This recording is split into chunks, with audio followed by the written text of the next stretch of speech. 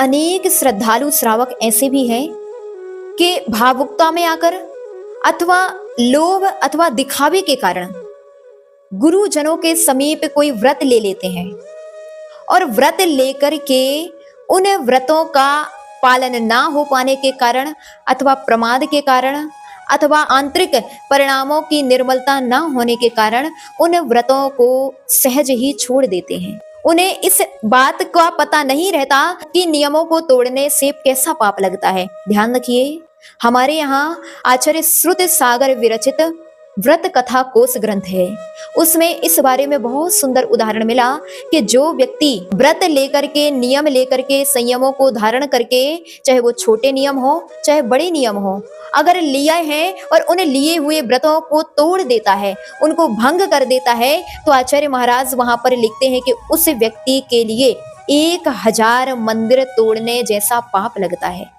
इसका तात्पर्य कि पहली बात तो नियम जब भी लें, व्रत जब भी लें, संयमों को जब भी अंगीकार करें तो सोच समझ करके करें, भावावेश में नहीं करें, दिखावे के चक्कर में ना पड़ें।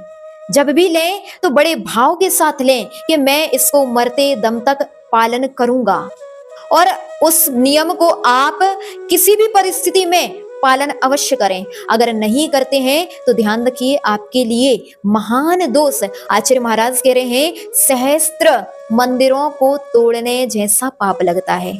इसलिए नियम को श्रद्धा पूर्वक और भक्ति पूर्वक पालन करें। अगर आप नहीं पालन कर पा रहे हैं तो नियम ना लें। लेकिन ध्यान रखिए, कई ऐसे भी लोग हैं जो नियम लेने से डरते हैं और नियम नहीं ले पाते। लेकिन अगर आप नियम नहीं ले रहे हैं और पालन भी कर रहे हैं, कई ऐसे भी व्यक्ति हैं जो आलू नहीं खाते लेकिन आलू त्याग का नियम नहीं है, उस व्यक्ति के लिए आलू त्याग का नियम नहीं होने के कारण उसके लिए खाने जैसा ही दोष लगेगा। इसलिए नियम लेने में डरे मत, नियम लें और नियम लेकर के दृढ़ता से पालन करें, आपके लिए विशेष पुण्य का आश्रय होगा। और नियम लेकर के अगर तोड़ते हैं तो महान पाप का आश्रय अवश्य होगा।